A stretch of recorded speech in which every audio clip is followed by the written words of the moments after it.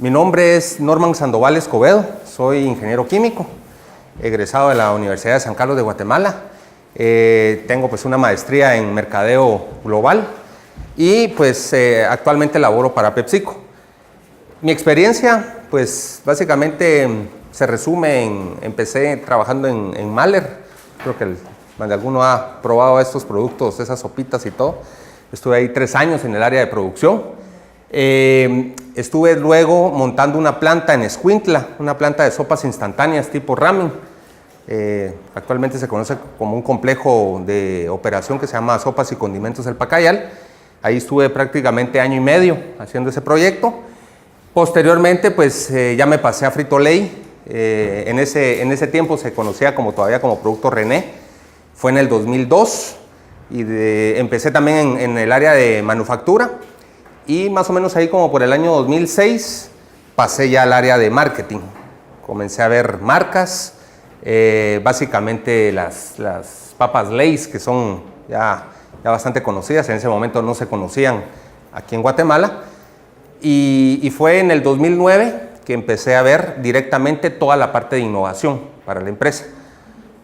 Todos esos snacks que ven ahora ustedes ahí salados, pues obviamente pasa por un proceso interno que llevamos de innovación y pues lo que tratamos es garantizar el éxito de cada iniciativa lanzada. Bien, esa es básicamente mi hoja de vida. Adicional a esto, pues podría agregar que actualmente soy catedrático universitario de la maestría de alimentos en la del Valle y también doy clases en la Landívar en el área de pregrado. Para hacer un poco dinámico esto, si tienen ustedes dudas en el momento que vayamos haciendo la exposición, pues bienvenidas sean. Yo siempre digo, no hay preguntas malas, siempre las preguntas pues enriquecen la exposición, porque ahí nos podemos dar pues una retroalimentación, un feedback, ¿sí? de ambos lados. Ok, el tema de hoy es un tema básicamente centrado en lo que es la producción, ¿sí? Y antes de empezar, yo quisiera preguntarles, ¿qué significará producción? ¿Qué será producción? ¿Qué ideas tienen de lo que es producción? Capacidad de generar, ¿quién me está hablando, bro? Capacidad de generar un producto, ¿sí? ¿Algo más? ¿Alguien más? ¿Sí? El proceso de convertir los bienes, o sea, darles valor, agregarles valor agregado. Excelente, tu concepto es bastante alineado a lo que es producción. Básicamente tiene mucho que ver con los comentarios que dijeron ambos, ¿verdad? Es producir algo, ¿verdad? Un bien, pero dándole un valor agregado al consumidor, ¿sí? Es decir, nosotros pasamos de una materia prima, que también lleva su proceso de producción, ¿verdad? A terminarlo con un producto que el consumidor pues, ya lo pueda consumir. Vemos muchos procesos de producción, lo vamos a ver aquí en esta presentación, hay procesos tipo batch y hay procesos continuos, ¿verdad? De producción continua, que van a tener sus diferencias por la forma en la que se logran. Para poder entender un poquito la parte de producción, hay que tratar de irnos un poquito atrás en historia, ¿verdad? Déjenme contarles de que más o menos ahí por los años 20, ¿sí? La industria se movía por una era que era llamada la era de la producción. Esta era, pues, básicamente tenía como fin producir la cantidad de artículos con, pues, estándares quizá no los mejores, ¿verdad? Pero como había escasez de productos, la gente los adquiría, ¿sí? Ustedes pueden ver ahí, por ejemplo, en esos años, pensar en una camisa exclusiva para un segmento del mercado, pues no había prácticamente. Todos tenían las mismas camisas, los mismos pantalones, los mismos zapatos, todo era prácticamente uniforme, ¿sí? Vemos el ejemplo. ¿Quiénes han oído hablar de Henry Ford? Sí, yo creo que la mayoría, ¿verdad? Él, pionero en la industria automotriz, él comenzó a generar su modelo T, que era un modelo pues básicamente estándar. El color era un color negro enfocado básicamente a la productividad. ¿Qué será productividad? Aprovechando que les mencioné ya esa palabra. ¿Qué creen ustedes que puede ser el término productividad? ¿A qué nos estamos refiriendo? La capacidad de producir. Ajá. Una capacidad de producir, es correcto. Ahí le sumaría yo la capacidad de producir de una forma eficiente, ¿verdad? Es decir, minimizando los costos, los desperdicios, esas mermas que se pueden generar en todo proceso de producción. Entonces él lanzó ese su modelo y pues la gente tenía que comprar eso porque no había otra opción, ¿verdad? Entonces a eso nos referimos con esta era de la producción, que no había gustos, o sea, sí había gustos de parte del consumidor, pero no había quien los pudiera pues dar, satisfacer. Después de esta era, entramos a la era de las ventas. Y aquí voy a hablar brevemente. Esta era básicamente se enfocaba entre los años 20 y los años 60.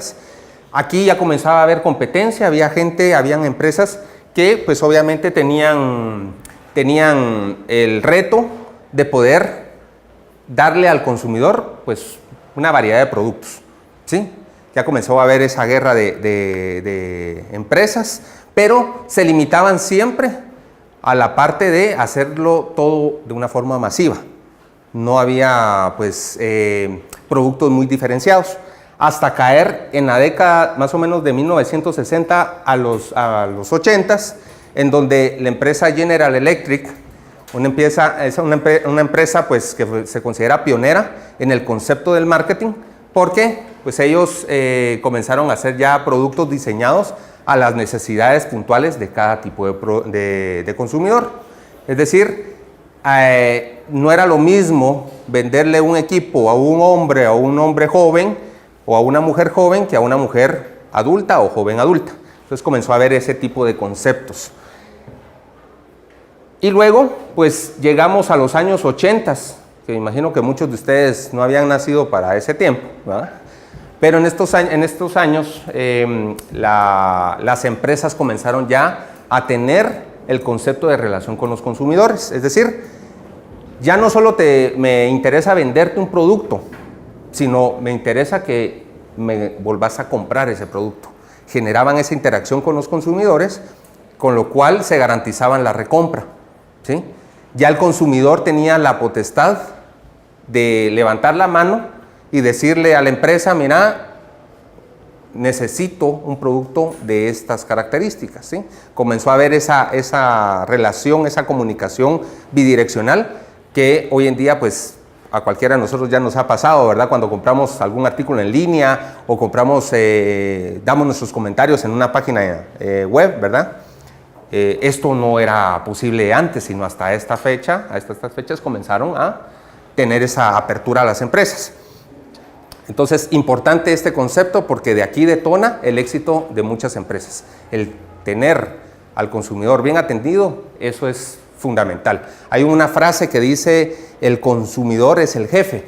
Y yo por lo general siempre hago esa pregunta. Digo, a algunas personas yo les digo, mira, ¿quién es tu jefe? Ah, mi jefe es fulanito de tal, que está a un nivel mayor que yo. No, el jefe para todos debería de ser el consumidor, porque estamos enfocados a ellos. Y ellos son los que al final de cuentas nos pagan nuestros salarios, ¿verdad? Entonces, si no quedamos bien con el jefe, que es el consumidor, pues la empresa no va a tener éxito. Y las ventas y la producción va a bajar. Bien, adicional a esto, ya teniendo este preámbulo, déjenme contarles de que en toda organización, en toda empresa, hay fuerzas tanto internas como fuerzas externas. Es un entorno, un microentorno y un macroentorno. Entonces, cuando nos enfocamos nosotros a las fuerzas internas de una organización, vemos que hay diferentes departamentos, ¿sí? Está el área de producción, está el área de ventas, está el área de marketing, el área de logística, de control de calidad. Hay muchas áreas que interactúan entre sí. Entonces, toda organización tiene retos importantes en crear sinergias dentro de estos departamentos. ¿Para qué? Bueno, necesitamos ponernos todos de acuerdo para que la producción sea eficiente, para que las ventas sean eficientes, con un alto estándar de calidad, ¿sí? Que la logística de darle al consumidor, darle al cliente la cantidad de producto correcta, pues sea una exigencia de todos y no solamente del área de producción o del área de ventas, ¿verdad? Sino de todo el equipo. Entonces, importante mencionarles que en la parte de estas fuerzas internas que tiene la organización, sí hay injerencia.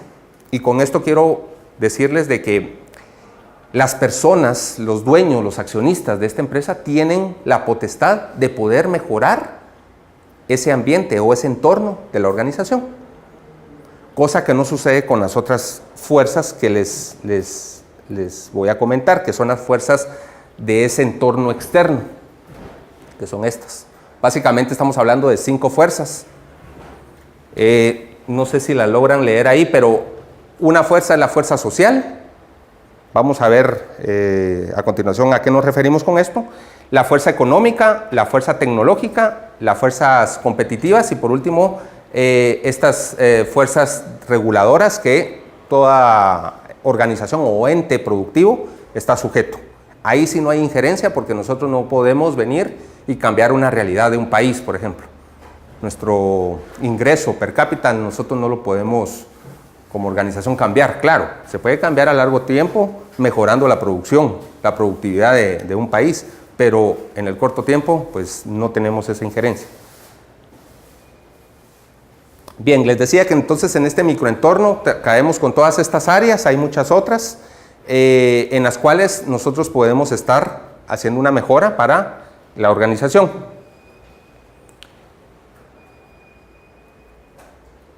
Los proveedores, todo proceso productivo, pues obviamente va a depender de proveedores y estos son los que nos van a dar a nosotros pues esa materia prima que yo les había comentado al inicio, ¿verdad? Que es necesaria para poder llegar al producto terminado. Ellos también forman parte de este microentorno porque nosotros podemos negociar con ellos la calidad o el estándar, mejor dicho, de calidad de los productos o de las materias primas que ellos nos están dando y también así el costo de las mismas. Hay muchos intermediarios también que son aliados de la organización en donde se toman como parte intrínseca de nuestra empresa.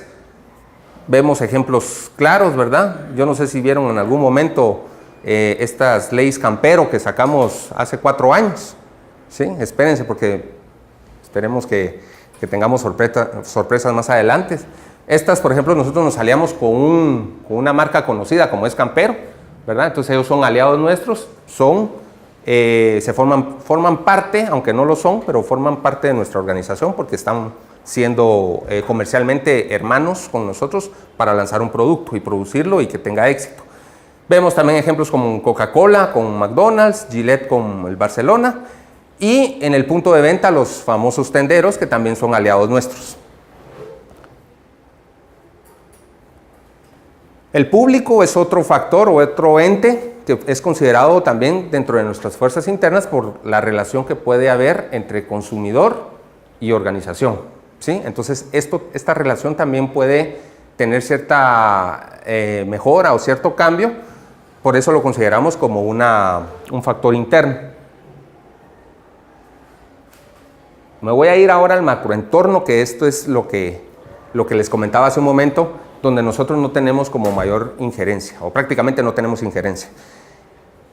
Si yo les menciono fuerza social, ¿qué creen a qué me estoy refiriendo?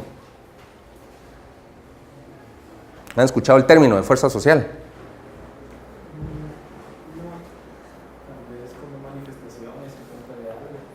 Como manifestaciones, o bueno, sí. ¿Y quiénes hacen esas manifestaciones? Tal vez también las leyes y cosas por el Ok, excelente. Déjenme contarles, la fuerza social, como todos saben, en un país hay personas, ¿verdad? Como bien lo mencionabas. Hay personas que van a generar, pues van a ser críticos, ¿no? De los productos que nosotros lancemos al mercado. Imagínense qué bonito fuera de que todo el mundo tuviera, bueno, comercialmente hablando, digo, qué bonito fuera que todo el mundo tuviera un mismo criterio, ¿verdad?, de aceptación de los productos. No tendríamos mayores problemas porque todos pensarían de la misma manera, ¿verdad? Sin embargo, en cada país, en cada mercado, hay diferentes mezclas de género, por ejemplo. En algunos países destaca más la cantidad de hombres que la cantidad de mujeres. Hay una desproporción. Los grupos étnicos. Guatemala es un país muy rico en grupos étnicos, ¿verdad? Esa es otra limitante, si lo quieren ver de alguna manera, que tienen, o retos que tienen las empresas para poder ser efectivas al momento de vender los productos que se generan. Porque para unos puede ser del gusto, pero para otros no, por las costumbres que puedan tener las personas. La cantidad de ingresos que tenga una persona, pues también va a variar. No es lo mismo vivir en Guatemala, ¿verdad?, que vivir en Estados Unidos, ¿sí? El factor económico ahí, pues tal vez en Estados Unidos hay mayor fuente de ingreso que lo que puede haber tal vez en países como los nuestros. La ocupación, hay países en donde ustedes van y la mayoría de la población son profesionales, ¿verdad? Y en otras realidades pues no lo son. Entonces todo ese conjunto de variables constituyen lo que es la fuerza social que tenemos nosotros que llegar para poder convencer al consumidor o persuadir al consumidor de que compren los productos que nosotros le estamos ofreciendo. Por eso les digo, no tenemos injerencia porque nadie puede cambiar aquí la realidad de que yo hoy diga Guatemala tiene el 52% de mujeres, ¿verdad?, y el 48% de hombres. Ah, no, yo quiero que sea viceversa. Esa es una realidad que ya existe, no la puedo cambiar. De la misma manera, las fuerzas económicas es otra realidad. Hay economías en progreso y otras, pues básicamente que se han quedado rezagadas. Eso también lo tenemos que conocer al momento de comenzar a comercializar un producto en nuestros mercados. Factores que nos deberían de importar cuando nosotros generamos esa venta, esa producción de los productos es cómo está la macroeconomía de un país, ¿verdad? Si hay recesión, por ejemplo, o si hay inflación, todos esos factores económicos los tenemos que considerar antes de meternos nosotros a montar una planta, por ejemplo, de producción y empezar a generar, a producir esos productos, ¿verdad? Tenemos que entender esa realidad para ver en dónde nos estamos metiendo. Si hay mano de obra calificada, cuál debería de ser mi desembolso para poder producir los productos, ¿sí? Son factores importantes que debemos de considerar. Imagínense ustedes que lleguemos nosotros a un país donde esté en recesión. Prácticamente ahí nosotros no vamos a poder producir, porque no hay fuentes de producción, ¿verdad? Porque la mayoría de empresas se va a querer alejar de esos países, porque no va a ser una inversión, sino va a ser un costo que ellos van a tener que absorber. Por eso mismo, en este tipo de economías aumenta ese desempleo, perdón. Ese desempleo porque no hay fuentes de ingreso. No hay mucho circulante, el dinero pues escasea y por ende pues el país se va empobreciendo. Entonces, cuando uno habla o cuando uno escucha esa frase de que uno puede sacar adelante a Guatemala produciendo más, ¿sí?, generando esa dinámica económica que necesita el país, eso es importante y es una realidad, porque si mientras nosotros más generemos, seamos más productivos, nuestra economía va a mejorar, ¿verdad? Bien. ¿Sí? Entonces, ¿usted cómo creería Uh-huh. sobre los días feriados lunes Uh-huh. que hay ahora por gobierno, que un día de producción pueden ser para una empresa muchos costos solo de recursos humanos? Correcto. Excelente tu pregunta y tu observación. Es una realidad. Digamos, cada vez cuando hay un asueto, ¿verdad?, como el que acabamos de tener esta semana, claro, para uno qué rico, ¿verdad?, porque pues uno disfruta ese descanso. Pero digamos, viéndolo desde el punto de vista de las empresas, hay un impacto económico, ¿verdad?, porque dejan de generar esa producción, esa venta que se tiene que hacer. ¿Qué hace la mayoría de empresas? Bueno, Vamos a ver aquí en esta exposición lo que es las capacidades de una planta de producción, pero muchas empresas lo que hace es apretar antes de un asueto, sobre todo cuando son asuetos prolongados, ¿verdad? Subiendo niveles de inventario, ¿sí? Para que cuando llegue ese día, pues no impacte tanto el nivel de producción. Al final de cuentas siempre impacta, porque arrancar una máquina, ¿sí? Incluye costos. Y no es lo mismo arrancar una máquina una vez y la vas a utilizar toda la semana, el tiempo de operación va a ser más prolongado, que arrancarla, pararla y volverla a arrancar. Esos paros que tienen los sistemas operativos, pues representan costos. Entonces, respondiendo a tu pregunta, mi punto de vista, definitivamente te digo, a nivel económico impacta, ¿sí? Pero también hay que verlo desde el punto de vista humano, que la gente también necesita su descanso en ocasiones, ¿sí? Bien, otra fuerza del entorno, este macroentorno, este entorno externo, es la fuerza tecnológica. Cuando hablamos de fuerza tecnológica, aquí ha habido una industria que ha sacado provecho de esta fuerza. ¿Adivinen qué tipo de industria es? ¿Qué tipo? Marketing online. Pero si vemos un producto palpable, ¿qué producto creen ustedes que está exponencialmente vendiendo? Facebook. Teléfonos. Ajá, todas estas plataformas que me mencionaste es correcto, pero todo lo hacemos a través del teléfono, ¿sí? Por ahí alguien en algún momento me decía, ¿y cómo sabe usted que esa es la fuerza que más crecimiento tiene? Bueno, solo basta con ver cuántos teléfonos tenemos nosotros, ¿verdad? Es decir, les apuesto que aquí la mayoría tiene hoy un teléfono y no pasa unos 5 años con el mismo teléfono, o 6 años, o qué sé yo, un tiempo prolongado de uso. ¿Por qué? Porque se va volviendo obsoleto, que ya el iOS ya no lo puede actualizar, entonces ya queda pues desechable el teléfono, entonces obligan a la gente a comprar el nuevo modelo, ¿verdad? Entonces, ahí vemos nosotros el impacto que tiene la fuerza tecnológica a nivel productivo, ¿verdad?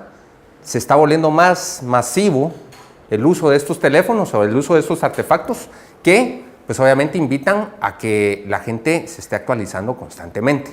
Beneficios que tienen este tipo de tecnología, pues ya vemos lo que decías, ¿verdad?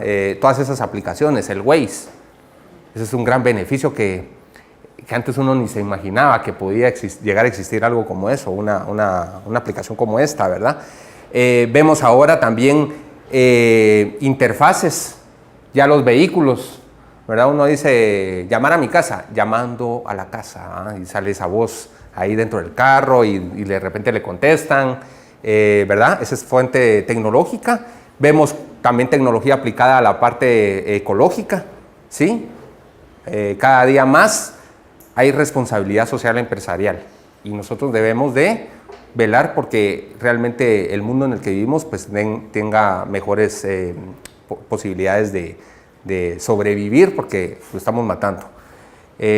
Bueno, y hay muchas cosas como biotecnología en donde nosotros podemos generar más producción a través de algunas cosechas genéticamente modificadas, ¿sí? Kodak fue pionero en fotografía por mucho tiempo. Sin embargo, ellos no creyeron de que la parte tecnológica, la parte digital, fuera a reemplazar al rollo tradicional, ¿verdad? El mismo caso le pasó a Sony. Yo no sé si ustedes recuerdan, en la década de los 90, yo creo que la mayoría nació en esa década. Bueno, en la década de los 90, Sony era, ya estamos viejos, Sony era el pionero de tecnología. Comprar una grabadora tenía que ser Sony, comprar una televisión, Sony era lo máximo, ¿verdad? Era carísima y era la máxima tecnología. Sin embargo, ellos a lo interno no vieron el crecimiento de esta fuerza, la tecnológica, y entonces ellos comenzaron todavía con su televisión Trinitron que tenían y se quedaron con esa tecnología. Vino un LG, un Samsung y los desplazó rapidito. Ahora, si ustedes van a una tienda, vamos a hacer el comercial a Max, a Distelsa, y ven una Sony o una Samsung, sinceramente, ¿cuál compran? La Samsung, ¿verdad? Que la Samsung tiene más, en muchos casos, tienen más aplicaciones, más interacción con el consumidor. Y además de eso, ellos fueron pioneros por ejemplo, en el tema de las Smart TV, ¿verdad? Que ya Sony se fue pegando después, ¿sí? Y así hay muchos ejemplos de cómo han sido visionarios y han ido utilizando la tecnología. Imagínense, hoy en día tal vez nosotros creemos que ya topamos con la tecnología. Espérense, lo que viene más adelante. Sí, nos podemos ir adaptando a esos cambios, a esas fuentes de diferenciación, sí lo podemos hacer. El peor error que uno puede cometer es ignorar esta tendencia tecnológica que hay, porque entonces nos va a pasar lo que les pasó a estas empresas que mencionamos, ¿verdad? Ajá, pero es correcto. Hay una fuerza también que es la competitiva. Esta fuerza tiene mucho que ver, por ejemplo, nosotros que estamos viendo el tema de producción como tal, cuando uno saca al mercado un producto, pues no van a creer que ustedes van a tener todo el mercado para ustedes, lo que llamamos nosotros en marketing como el share del mercado. No lo van a tener. Ahí van a haber otros competidores que van a darnos batalla. ¿Ah? Entonces ahí nosotros comenzamos a ver diferentes tipos de producto. Por ejemplo, hay competencia pura, que se refiere básicamente a productos que no son diferenciados. Son productos como los granos, ¿verdad? En donde lo mismo me da comprar el azúcar de una marca que el azúcar de otra, o el frijol de una marca que el frijol de otra, porque me voy a basar más que todo en el precio, sinceramente. Pero aquello de que este frijol va a expandir más cuando lo cosa, o ese tipo de cosas no suceden, ¿verdad? Entonces es una competencia pura. Hay otro tipo de competencia que es la monopolística, que es donde ya aparece la parte de la sustitución.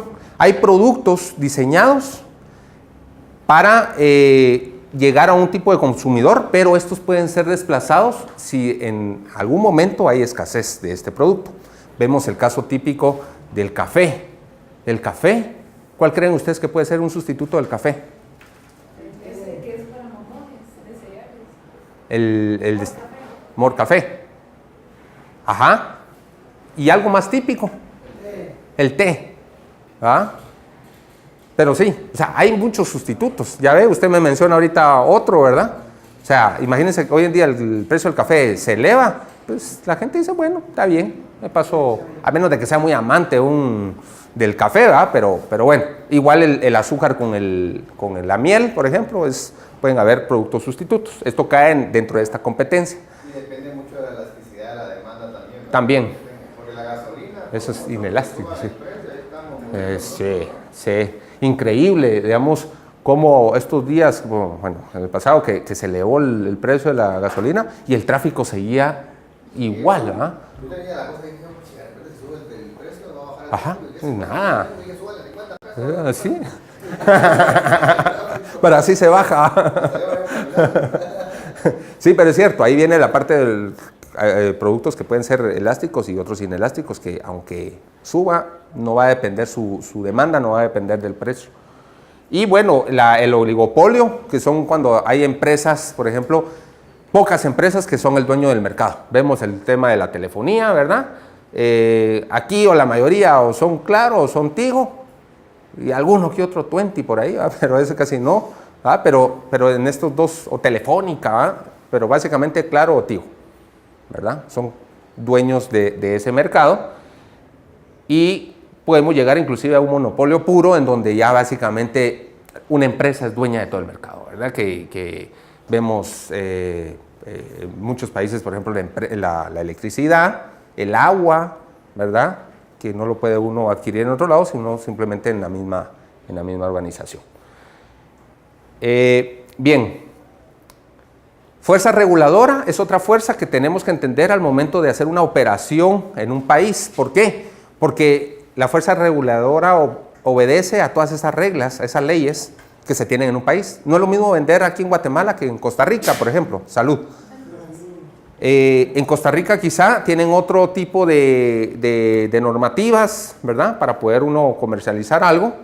Es cierto que tenemos el famoso RTCA, ¿verdad? Que es el cumplimiento regulatorio para Centroamérica, pero sí pueden haber diferencias en algunos aspectos. Cuando hablamos nosotros de fuerzas reguladoras, déjenme contarles de que a lo largo del tiempo han habido leyes que se han fomentado y que han ayudado al consumidor a protegerlo. Vemos ahora leyes de patentes, antes no existían leyes de patentes, ¿verdad? En Guatemala, sobre todo, pues en países como Estados Unidos sí ha existido con mucho tiempo atrás, ¿verdad? Pero ya hoy en día nosotros podemos patentar algún producto que nosotros desarrollemos. Por ejemplo, en Estados Unidos se generó esta ley federal de derecho de autor, el copyright, que pues, para muchos fue conocido por la campaña anterior, ¿verdad? Política, que por ahí hubo un tema de derechos de autor, ¿verdad? Que ya en Guatemala se marcó un precedente porque no se sabía prácticamente que uno podía venir y demandar a otra persona si copiaba nuestro trabajo. También en la era digital, ¿verdad? El copyright, pero digital. Hay ahora también leyes que establecen cómo poder producir productos para los bebés, cosa que también no existía antes. El etiquetado, cuando ustedes hacen un producto, sobre todo los productos estos alimenticios, debe de ir una etiqueta, ¿verdad? Donde indique qué tiene ese producto, el contenido de ese producto para que el consumidor esté enterado de qué es lo que está consumiendo. Bien, y entonces hay muchas leyes hoy en día que pues protegen al consumidor. A ver, si yo les preguntara, ¿qué entidad aquí en Guatemala protege al consumidor? ¿Quién conoce esa entidad? Hay una entidad. Sobre la propiedad intelectual, el registro de la propiedad intelectual. Hay un registro de la propiedad intelectual, muy bien. La DIACO. La DIACO también. El ADIACO es una organización que si uno tiene una queja de un producto que me salió mal, uno puede ir a la DIACO y pues poner una demanda y todo y pues resuelven, ¿verdad? Para que el consumidor pues sea atendido. Pero lo que mencionabas también, eso es importante. Ahora ya hay protección a la propiedad intelectual, cosa que antes no, pues, ni pensarlo, ¿verdad? Ok, bien, esto es como una pequeña antesala, ¿ah? de lo que traemos. Ya hablando puntualmente de la producción, les decía, hay diferentes tipos de producción. Hay un proceso que es el proceso continuo. El proceso continuo de producción es aquel que se da valga la redundancia, de una forma consecutiva, de una forma fluida, si lo quieren ver de alguna manera, y que el tiempo de producción, pues obviamente va a ser menor que el tipo batch, ¿sí? Algunos beneficios que nosotros podemos tener con este tipo de producción, pues obviamente nosotros podemos llegar a optimizar tiempo de producción, de fabricación, de hacer un producto, ¿sí? Podemos minimizar las mermas, ¿sí? Recordemos de que todo proceso de producción va a generar un desperdicio, ¿verdad? No vamos nosotros a pretender de que aquí entró en el balance de masas, ¿verdad? Que aquí entró esta cantidad de materia prima y va a salir exactamente la misma cantidad de materia prima aquí. No, siempre va a haber algo que se va a quedar dentro del proceso, ¿verdad? Que a eso nosotros lo nombramos como mermas o desperdicios. Tenemos también que un proceso continuo podemos manejar mejores estándares de calidad. ¿Por qué? Porque como vamos a hacerlo de una forma fluida, ¿verdad? Podemos estar teniendo pues este balance de la operación de una forma más eficiente que si vamos a producir primero esta parte del producto, después lo vamos a unir con esta otra parte del producto, ahí podemos generar pues obviamente una ineficiencia. Ejemplos de este tipo de proceso, pues tenemos las bebidas gaseosas, ¿sí? Tenemos los snacks, que es otra forma de un proceso continuo. Y hay muchos otros ejemplos. Por ejemplo, también mencionaban aquí cuando veníamos subiendo las camas, ¿verdad? Las camas Olimpia y todas estas camas, pues también lo hacen de una forma pues, continua al momento de ensamblarlas. Cuando hablamos de un proceso tipo batch, nos estamos refiriendo a un proceso discontinuo, ¿sí? Es decir, nosotros necesitamos primero preparar productos preliminares para poder luego integrarlos y formar el producto final. ¿Qué retos tenemos en este tipo de procesos? Pues obviamente vamos a estar trabajando subproductos, ¿sí?, que se deben de controlar de forma independiente. Es decir, si yo voy a fabricar un teléfono, primero debo fabricar los tornillos. Ese proceso de fabricación de tornillos debe de tener pues un estándar y tiene que estar controlado, pero yo voy a hacer un inventario de estos tornillos, después me voy a ir a la parte, por ejemplo, de la pantalla, después me voy a ir a la parte del software y después lo voy a integrar, ¿verdad? Entonces va a tener tiempos diferentes. En algunos casos, hablando de tiempos, en algunos casos yo puedo tener sobreinventario de un material, pero carecer del otro. Entonces yo no lo puedo hacer de una forma fluida, ¿verdad? Tenemos también aquí ejemplos de procesos tipo batch, la famosa cerveza. Ustedes han visto de que la cerveza, han visto cuando uno pasa ahí por la cervecería, están unos grandes tanques, ¿verdad?, de acero. Entonces ahí están fermentando la malta y todo esto, ¿verdad?, para luego integrarlo con otros materiales para formar la cerveza. Tenemos, por ejemplo, el proceso de maní cubierto, ¿sí? Se prepara primero un chocolate o una solución de soya. El maní se debe de tostar en otra parte de la línea, ¿verdad?, y al final se integra en un mezclador para luego empacarlo. Entonces se va haciendo por bloques. Los consomés también son procesos de forma discontinua, en donde hay premezclas que participan luego en la producción final. Entonces, si se dan cuenta, pues cada empresa va a tener que definir qué tipo de proceso es el que su producto como tal va a necesitar.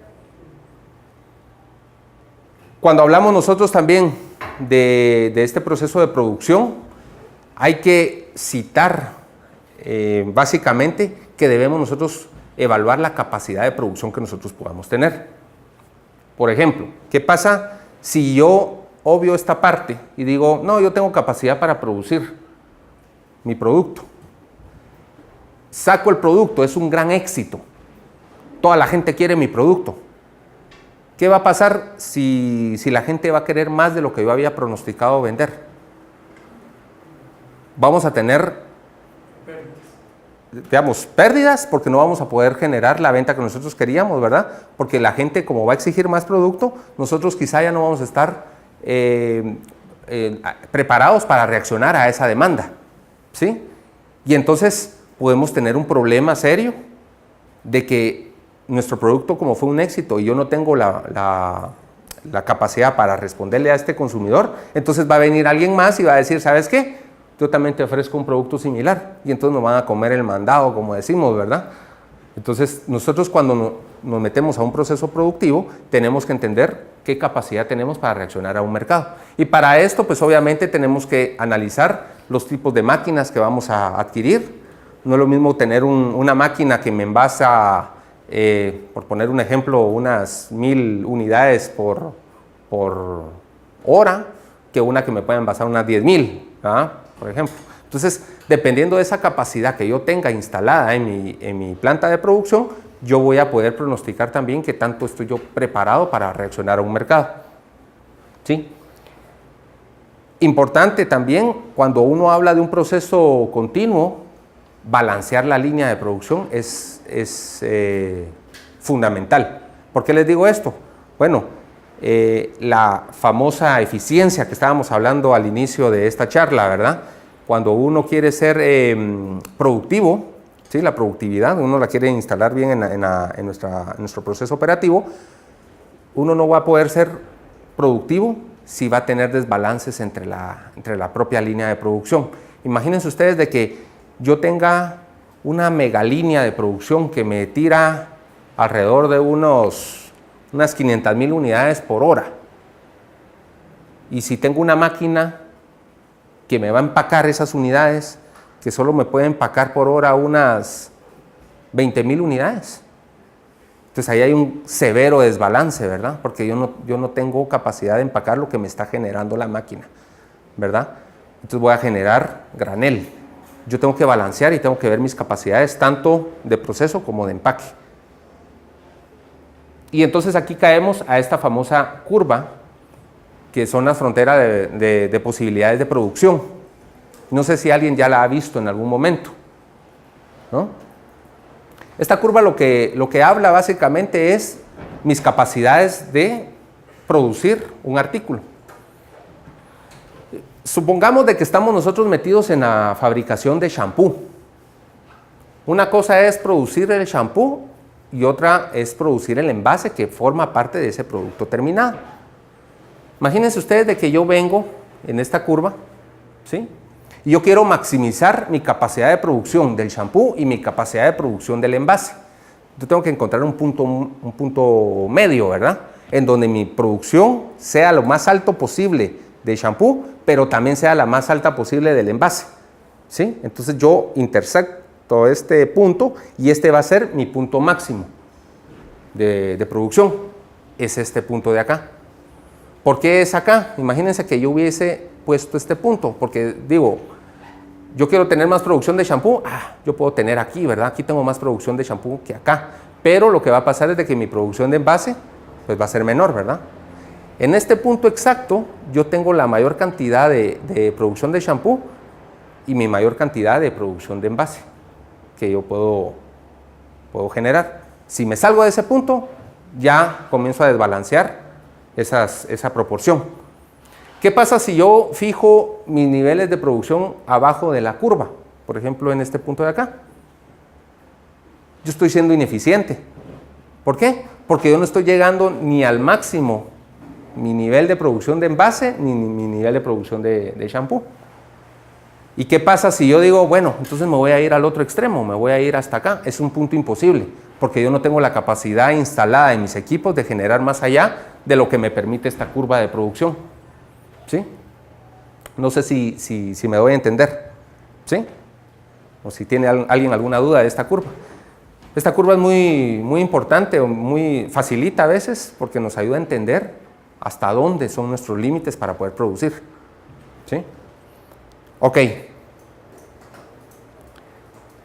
Adicional a esto, pues obviamente, les decía, si yo no tengo capacidad para producir la cantidad de unidades necesarias, pues yo tengo que incrementar esa capacidad instalada.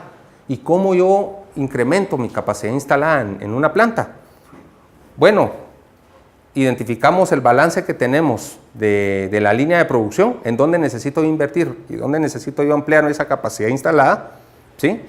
Y obviamente hay procedimientos, todas las empresas tienen procedimientos diferentes, pero hay un procedimiento financiero que la mayoría, por no decir todas las empresas, deben de utilizar. Yo no sé si ustedes han escuchado el término CAPEX. ¿No? Bueno, el CAPEX es una inversión a capital. Es decir, toda organización cuando mira este tipo de problemas de producción que no tienen capacidad de generar esta cantidad de unidades, pues se tiene que replantear y decir, bueno, yo quiero entonces ampliar esa capacidad, necesito hacer una inversión. Entonces, para hacer esa inversión se debe hacer un análisis de retorno de esa inversión, ¿verdad? Y aquí me estoy metiendo un poquito a la parte financiera, pero tiene mucho que ver con la parte productiva también, ¿verdad? Y entonces se genera esta famosa inversión a capital, en donde toda empresa hace una inversión, pero esa inversión tiene que venir de regreso a la empresa. ¿Sí? Por eso es inversión, si no fuera un gasto, ¿verdad? Entonces, las empresas están enfocadas a hacer ese tipo de análisis para ver en qué momento van a recuperar la inversión que generan al ampliar la capacidad instalada. Y entonces, para esto se lo estoy dando muy rápido, ¿verdad? Solo para que lo tengan en consideración. Entonces aquí uno tiene que venir y comenzar a ver qué tan rentable es el producto que yo quiero fabricar. Si no es rentable, pues mejor ni me meto a invertir, porque no voy a generar ganancias a la organización. Se genera ese tipo de análisis financiero, se ve también el tiempo, ese ROI, el retorno de esa inversión, en cuánto tiempo yo recupero la inversión, ¿verdad? Porque tampoco puedo pensar de que lo voy a recuperar en 10 años, ¿verdad? No, nadie va a querer invertir y recuperar su dinero en prolongado tiempo. Y obviamente hacer la mejor decisión de inversión en cuanto a máquinas. También cuando uno tiene el proceso, cuando uno está en el área productiva, pues obviamente no tenemos que descuidar el estándar de calidad que tenemos que generar al momento de hacer un producto, ¿verdad? Y por eso hay procesos preventivos. Toda empresa que se dedique a la producción de un bien debe de tener en mente que lo básico, pero ahí sí que lo básico que debe de tener implementado son las buenas prácticas de manufactura. No sé si alguien ya ha escuchado el término. Sí, es familiar, ¿verdad? Esa es una etapa básica que debe de tener una organización para poder producir. Si nosotros no tenemos esto, que es las buenas prácticas de manufactura implementado en nuestra operación, definitivamente el producto que vamos a ofrecer al consumidor no va a ser del estándar deseado, ¿verdad?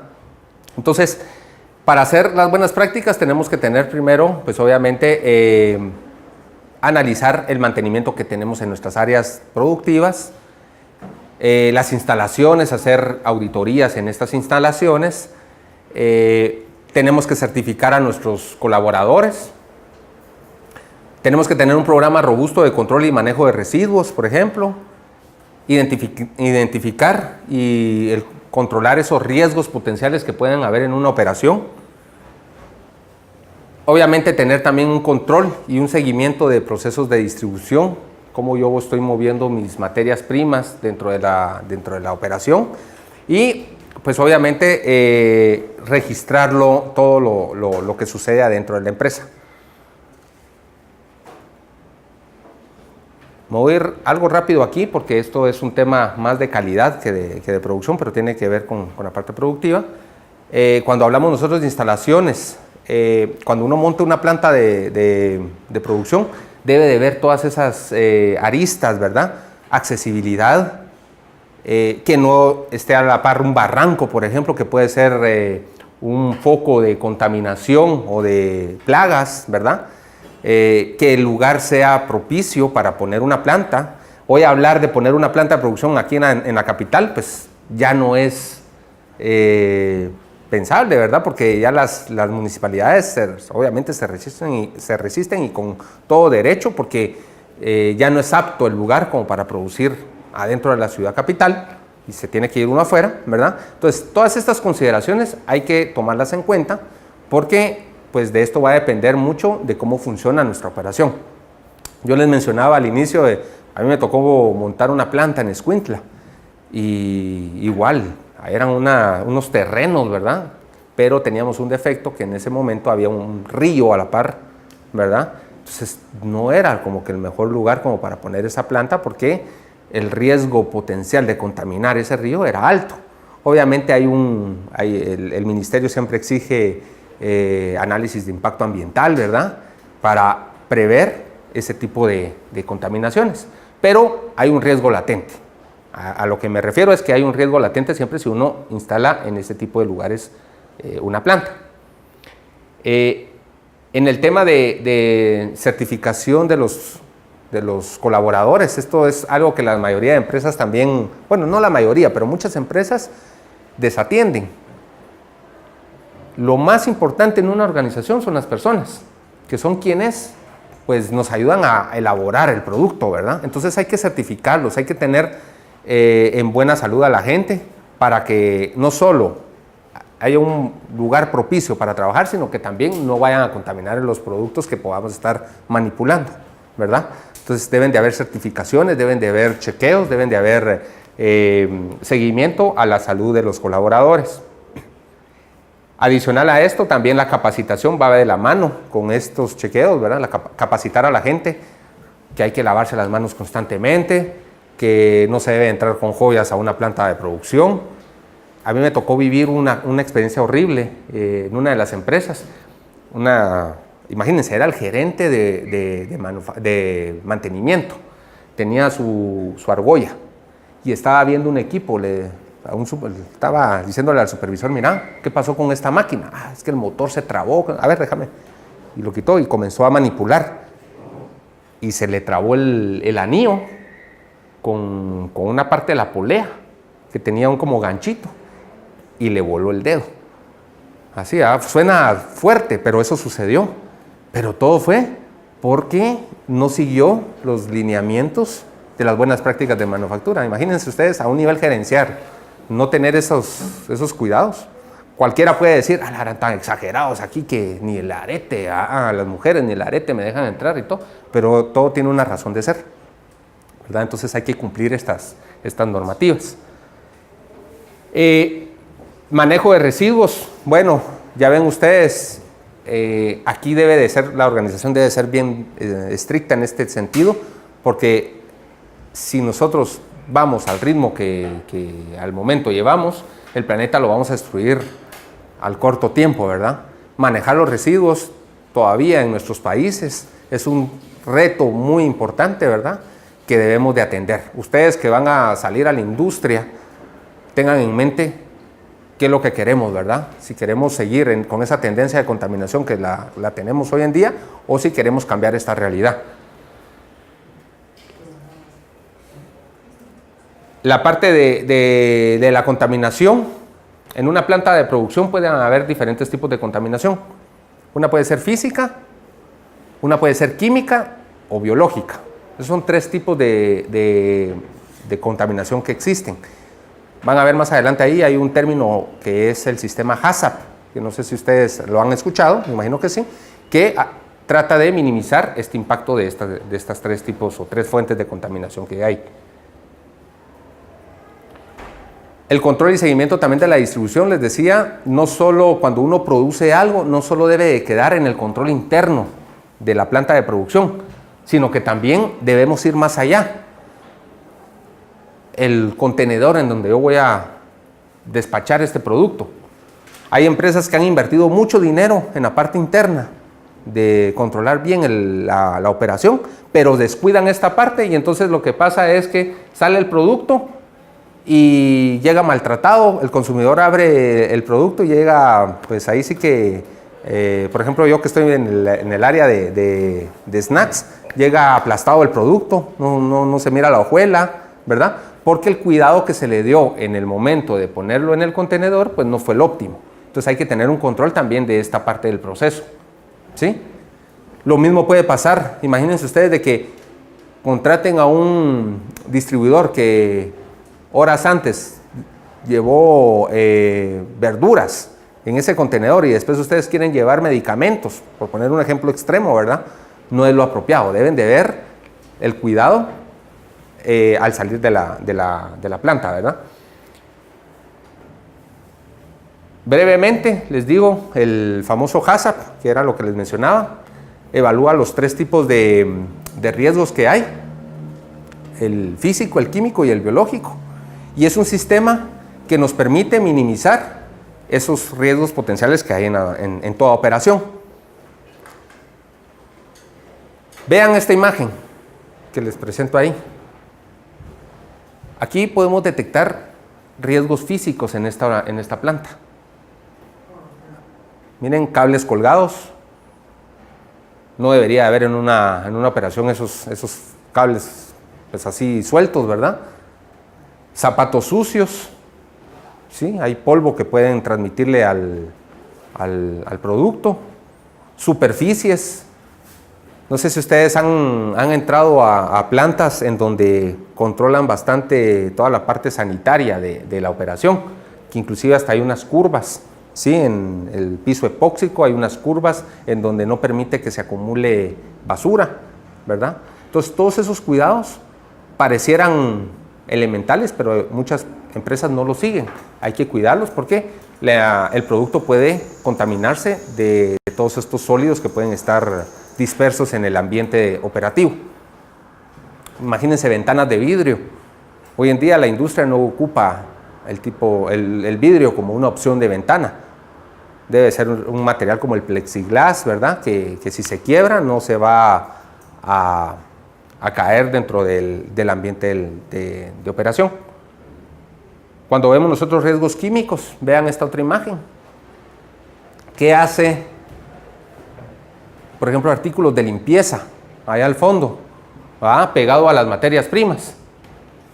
Imagínense que se caiga un envase de un desinfectante en harina, o lo que estén manipulando ahí, van a contaminar el producto de una forma, pues, química, ¿verdad? Y a mí una vez me tocó, no sé si a alguno aquí le ha tocado esa experiencia, pero estaba yo probando un producto, no voy a decir marca, y tomé, y me supo como que estuviera un perfume, como a perfume. No sé si fue el envase lo contaminaron después al salir de la operación, alguien lo tocó y todo, pero sabía esa sensación horrible, ¿verdad? Como el perfume. Dejé de tomar esa bebida y digo yo, bueno, aquí hubo un tipo de contaminación química que se le trasladó al producto, ¿verdad? De alguna u otra manera. Entonces, para eso se prevé esto. Y eso que ahí no era algo que me fuera a hacer daño, pues, pero en ocasiones puede sí ser severo el daño que se tenga. Y también el riesgo microbiológico. ¿Han escuchado ustedes la famosa salmonela, ¿verdad? El E. coli. Las organizaciones deben de prever también eso. Cuando uno está en el área de producción, debe de ver que no haya ningún tipo de contaminación cruzada que genere, pues obviamente, este tipo de contaminación microbiológica. Sobre todo se da en industrias cárnicas, que puede darse este tipo de contaminaciones. Bien, este es un pequeño esquema de lo que es el hazard. Es una matriz que uno va llenando y va viendo el riesgo potencial, ¿sí? Uno debe enfocarse siempre en ese consumidor porque uno va a quedar descontento. Inclusive ahora dicen, antes el dicho era, por una persona descontenta hay 10 más que van a saber ese descontento. Ahora no, ahora es exponencial. Uno en el Facebook pone, miren lo que me salió. No sé si vieron un video, ahorita me recordé de eso, de una ensalada. Un video que le tomaron una ensalada con un gusanito. Miren, y eso se hizo viral. Miles y miles de vistas tuvo ese video. Yo no quisiera estar en los zapatos del gerente de esa empresa. Del mercadeo, para levantar después la marca. Sí. Uno como ser humano recuerda más fácilmente lo malo que lo bueno. Entonces mejor evitemos caer en ese tipo de cosas malas, ¿verdad? Por eso esos sistemas pues tienen su aplicación y son para prever eso. Entonces les decía, esta matriz se puede llenar para ver el riesgo potencial y obviamente una organización puede tener un riesgo, pero ese riesgo se puede disminuir o eliminar conforme va pasando el proceso de producción. Por ejemplo, imagínense ustedes de que están elaborando algo que va a ser frito después. Si tiene, qué sé yo, digamos, un riesgo alto por la humedad del producto, ¿sí? Al pasarlo a la freidora puede minimizarse porque se va a evaporar o va a salir con una diferente humedad. Por ejemplo, el producto que sale después de la freidora. Entonces pueden minimizar esos riesgos según el proceso de producción. Y entonces están los famosos puntos críticos de control, que son en qué momento yo puedo eliminar estos riesgos y pues minimizar la potencial contaminación. Establece uno pues esos límites de control, hasta donde yo permito que ese factor esté presente y fuera de ese límite pues ya representa un riesgo potencial para mi producción.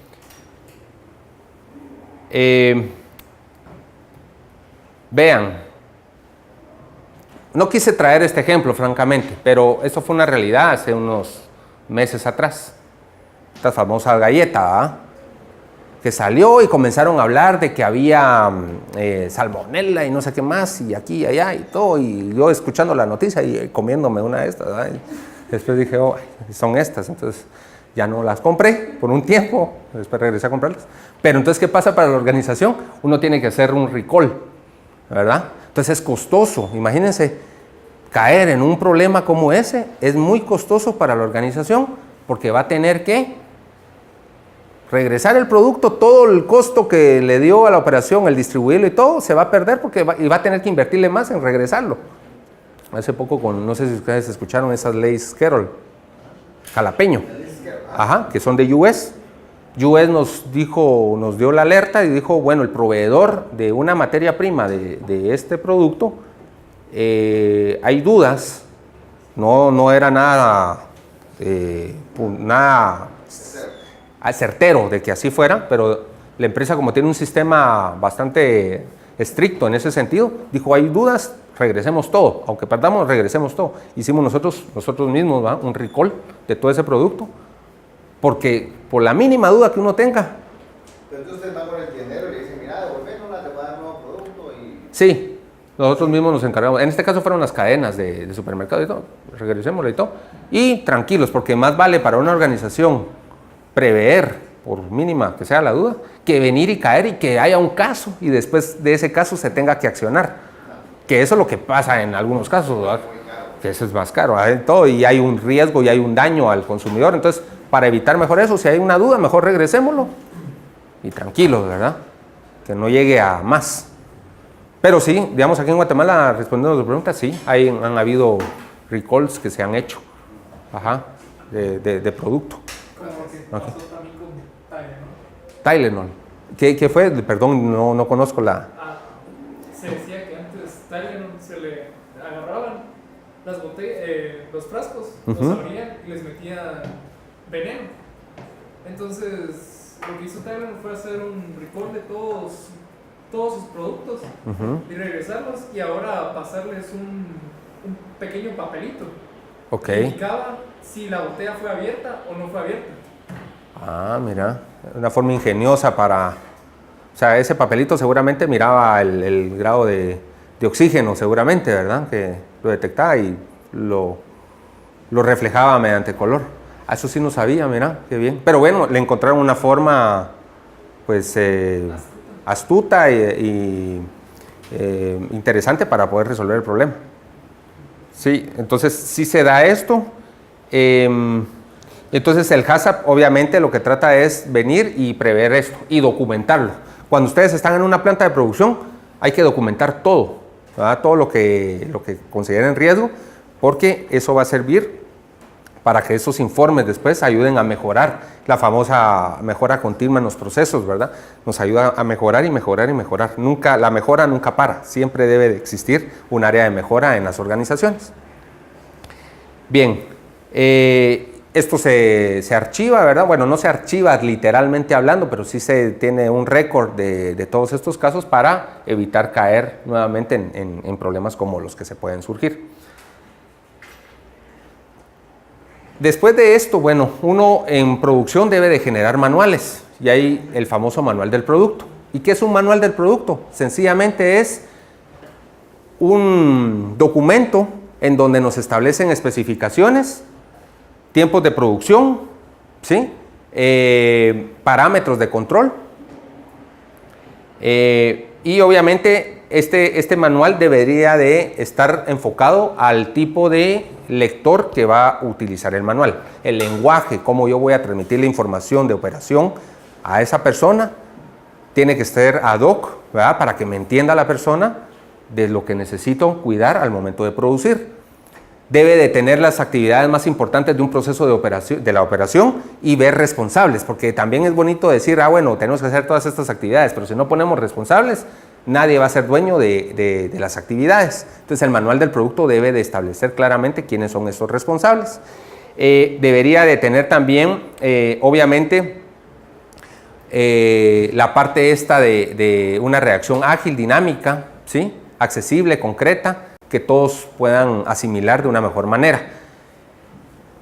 Estos manuales deben de estarse revisando periódicamente, ¿sí? En algunos casos dicen algunos, bueno, yo ya hice el manual del producto y ahí quedó eternamente. Pero imagínense que tarde o temprano llega a cambiar una materia prima. Entonces hay que plasmar ese cambio dentro de ese manual, porque las especificaciones van a cambiar, ¿verdad? Y que la gente que va a utilizar esto, pues sepa que no es la misma materia prima que está utilizando. Debe de ser notificado. Y dentro de las partes, como les decía, hay que delimitar bien los responsables, hay que ver, por ejemplo, factores de uso, hay que ver características intrínsecas de esas materias primas, de esos productos semiterminados, deben de estar también plasmados acá. Y entonces llegamos a la parte, ¿sí? ¿Tenés una pregunta? ¿No? Ok. Entonces llegamos a la parte, ya que tenemos planes preventivos de operación, un manual de producto que me va a ayudar a que mi operación sea estándar en cualquier momento que yo genere el producto. Entonces, después de producirlo, yo tengo también que tener, y durante la producción yo tengo que tener claro que debo de medir, ¿sí? Debo de hacer mediciones. Y entonces están los famosos KPIs. ¿Han escuchado ustedes de los KPIs? Yo creo que indicadores de rendimiento, de ese performance, ¿verdad? Entonces, los KPIs son estos indicadores de desempeño que nosotros debemos de considerar en la operación. Una operación va a tener ciertos KPIs y no necesariamente otra operación diferente va a tener los mismos. Va a depender, estos indicadores van a depender del tipo de operación que nosotros estemos ejecutando. Entonces, esta frase a mí me puede ser trillada como quieran, pero es una frase muy cierta, ¿verdad? Que dice, lo que no se define no se puede medir, lo que no se mide no se puede mejorar, y lo que no sé, no, pues no sé, ¿verdad? Al final de cuentas, uno debe de medir todo si quiere ir mejorando, ¿verdad? Digo trillado porque, pues, yo creo que más de alguno ya lo había escuchado en algún momento, ¿verdad? Pero sí es sumamente importante. Tengo aquí algunos ejemplos de algunos indicadores. Con esto prácticamente voy a estar terminando. Hay un indicador que es el índice, ¿sí? En algunas organizaciones se utiliza este parámetro de comparación para ver qué tanto está uno alejado a lo que había pronosticado. Por ejemplo, en el área de producción, yo puedo estar definiendo que voy a producir cierta cantidad de unidades, pero mi realidad puede ser otra. Entonces, yo debo de comparar lo que yo había propuesto que iba a producir contra lo que yo produje al final. Y ahí se genera ese indicador, ese índice. Aquí tengo un ejemplo. Imagínense ustedes de que nosotros hubiéramos dicho a la empresa, si yo como gerente de manufactura hubiera dicho, ¿sabes qué? Voy a producir 288,000 unidades. Pero al final de cuentas, yo produje... a ver, si quieren leamos mejor. La producción del producto X esta semana fue de 288,000 unidades. Yo produje esa cantidad, pero yo había ofrecido 300,000 unidades. Pues es una operación bien sencilla. Relaciono esos 288,000 unidades que produje contra lo que yo había planteado y me da un índice de 96. Es decir, que yo me quedé abajo del número, ¿sí? Para magnificarlo, para uno poderlo tener en perspectiva, yo llegué al 96 de índice. Un error que se comete con esto es de que le dicen 96%, le ponen el porcentaje. Un índice no es con porcentaje, un índice son números cerrados, ¿verdad? Absolutos. Otro indicador que debemos, bueno, en algunas operaciones lo miden, es el ROI, lo que les mencionaba, el retorno de una inversión. Esto se da por lo general cuando yo invierto, lo que les mencionaba de inversión a capital. Aquí tengo yo que considerar no solo las unidades producidas, sino el margen de ganancia que yo voy a tener de esas unidades, ¿verdad? Y en función de esto, determinar el tiempo en el cual se va a pagar esa inversión con lo que yo voy a estar produciendo. Y aquí les traigo un ejemplo sencillo. Imagínense ustedes de que la empresa de alimentos Volare invirtió $450,000 para un nuevo equipo y que, bueno, este equipo va a servir para una innovación y que el reto es vender 4 millones de unidades en un año y que el margen de contribución, o sea, la ganancia que yo voy a tener de unidad vendida de este nuevo producto va a ser de un 20%. Entonces, ¿cuál sería ese ROI y en cuánto tiempo yo voy a pagar esa inversión? Pues es bien sencillo. Yo tengo las unidades que voy a vender con mi margen le voy a descontar esa inversión y luego voy a hacer la relación con esa misma inversión. Esa es prácticamente la ecuación del ROI, ¿verdad? Entonces, si yo hago ese ejercicio y ya le meto los valores que les planteo ahí, me da que en un año yo voy a tener un ROI de 0.78. Veamos solo el número absoluto. Al hablar de 0.78 estoy diciendo de que no estoy llegando a pagar todavía la inversión, porque si yo estuviera pagando la inversión llegaría a 1, ¿verdad? Estaría saliendo flat.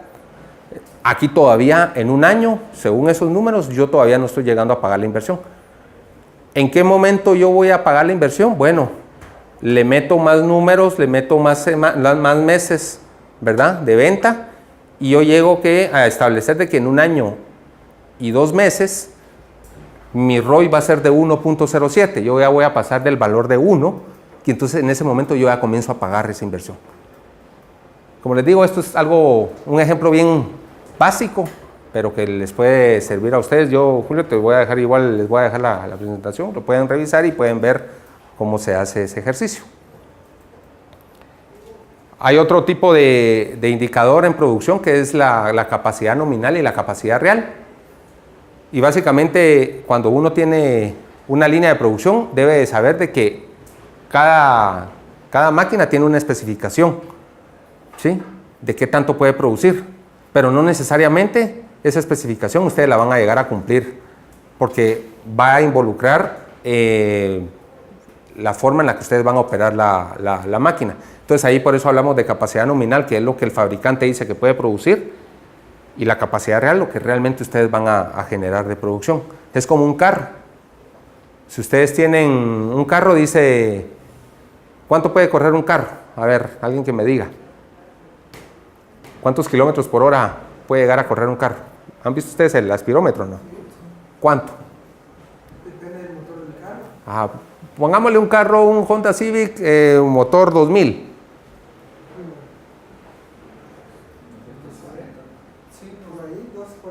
Va, pongámosle unos 240. ¿Será que la mayoría de personas corre ese carro a 240 kilómetros por hora?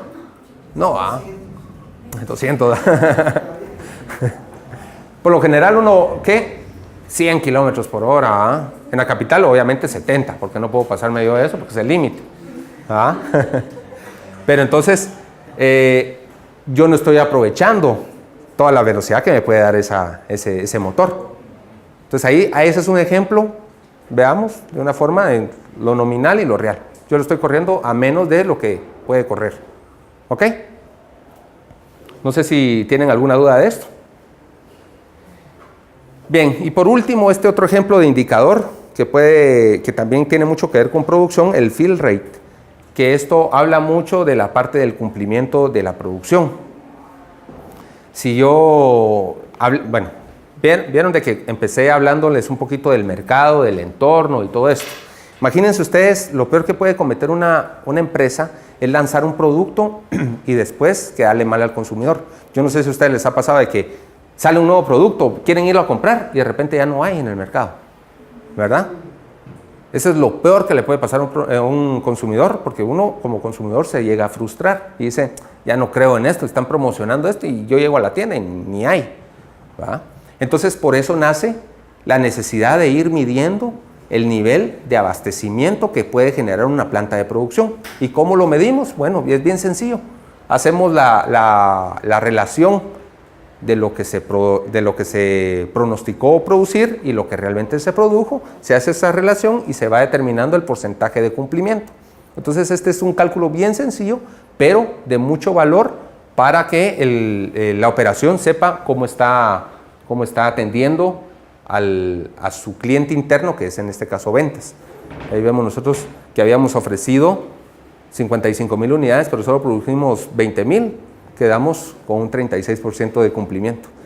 Y cada uno, pues, también se puede dar la cuestión de que yo haya ofrecido 55,000 y llego a producir las 55,000, pero tal vez solo del producto A. Y a mí no me va a servir solo producir el producto A, yo tengo que tener una mezcla ahí de productos para cumplir con esa meta. Ok, básicamente eso es lo que les traía hoy. No sé si tienen alguna duda, algún comentario. Sí. Pepsi contra la campaña negra. ¿Qué hace PepsiCo contra la campaña negra? Ah, bueno, fíjate que no es la primera persona que me pregunta algo de eso. Ajá. Yo recuerdo hace 4 años, aproximadamente 4 o 5 años, que decían que Pepsi tenía SIDA. Ah, sí.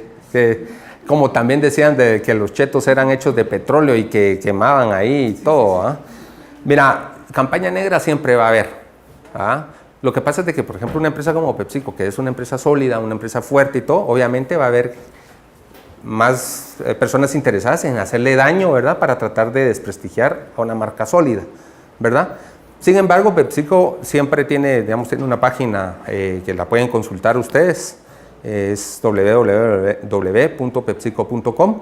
Ahí ustedes pueden ver, hay transparencia en la información, ¿verdad? Y nosotros lo que hacemos para responder tu pregunta contra las campañas negras es, por ejemplo, en el caso de Chetos que salió, vimos, se aclaró, un producto es un extruido, es hecho de algo orgánico que es la sémola de maíz, ¿verdad? Sabemos nosotros que para generar fuego se necesitan 3 factores, ¿verdad? El material, el combustible, ¿verdad? El fuego, la chispa y oxígeno, ¿verdad? Si están esos 3 factores se genera fuego. Y entonces vimos, bueno, cualquier material que sea combustible va a tener una reacción que se va a quemar, ¿verdad? Entonces le salió el tiro por otro lado a las personas que al final de cuentas nunca se supo quién era realmente de frente, quién era el que estaba queriendo desprestigiar, pero se demostró claramente que cualquier producto orgánico puede generar esa reacción, ¿verdad? En el caso que mencionaste de la bebida y todo, pues ese tema pues obviamente lo tomaron ya de una forma legal y todo, ¿verdad? También igual se sabe, y todos los que nosotros somos dichosos de estar en una universidad, sabemos de que el SIDA no se va a contagiar así nomás, ¿verdad? Entonces se necesita un contacto directo con una herida o algo, ¿verdad? Todos sabemos también de que hay microorganismos o virus en este caso que también se pueden morir al tiempo de estar expuestos en el ambiente, ¿verdad? No son tan resistentes como a veces se cree que lo son. Pero también quería llegar ese comentario a otro caso, que ahorita se me vino a la mente, pero también ahorita se me fue. Era, bueno, PepsiCo ha tenido muchas historias, digamos, por lo que te digo, porque son marcas sólidas. Todo lo que se trata de hacer es ser lo más transparente en la página, en la comunicación. Ustedes ven en los productos, hay números de teléfono donde ustedes pueden hacer consultas y pues obviamente se va a tener una retroalimentación. No, a ti. ¿Alguien más?